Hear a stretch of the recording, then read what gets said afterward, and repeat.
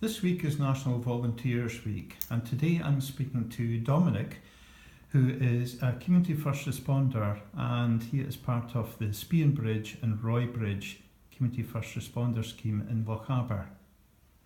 Dominic, good morning, and thank you for agreeing to speak to me today about being a volunteer as a first responder.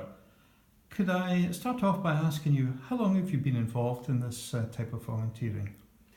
The First Responder Scheme has been on the go for about 12 years now, and I was one of the founder members.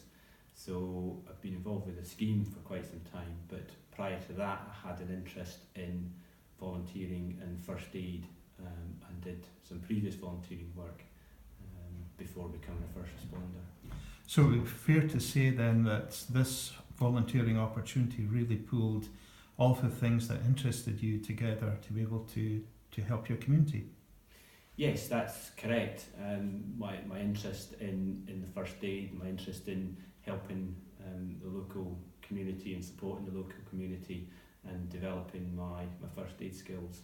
So yes, you're absolutely correct. And you won't be doing this just on your own. I take it that you're part of a team there. That's right. We were quite a large team of 14 members when we were first established. The numbers have dwindled and risen and dwindled again as time has gone on. But yes, we act as part of a small team within the community. Thank you, Dominic. And that is fairly typical of volunteering roles, that people come in and then for various reasons move out and others come back in again.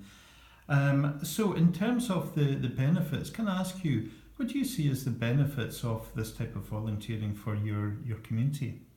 For the community, they benefit from a very quick response to particular medical emergencies, and the first responders can be on scene to assist a patient within a few minutes.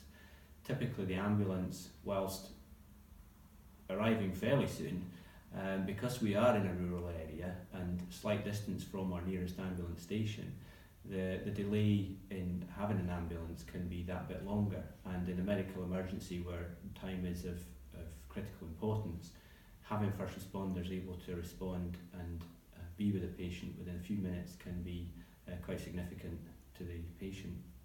So that sounds as if there's a real responsibility that you carry in that role there. I suppose there is, but the first responders, they're all volunteers, they're all well trained to deal with the sort of instance to which we are sent, and they're competent to handle that responsibility and manage the scene of the incident until the ambulance crew arrive. And that's great. I mean, to hear that about that support that's there for the community, that's fantastic. But as every other volunteer, you must get something out of this personally. There must be some degree of enjoyment. I wouldn't say maybe fun in this case, because it's a serious business, but you must get some enjoyment out of this, some fulfilment. I think that's right. It's certainly some fulfilment and the satisfaction of being able to help members in your community to be able to provide that support to patients and their families, and definitely I think the word fulfilment and fulfilling is the key here. People, I guess, wouldn't do it and wouldn't stay on doing it if they didn't feel they were getting something from it, and certainly I believe myself that it's a worthwhile and valuable service to be performing.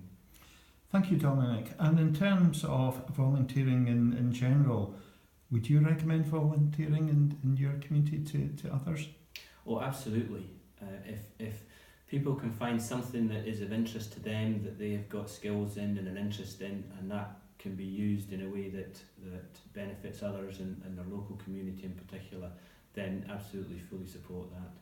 That's super. Thank you very much indeed.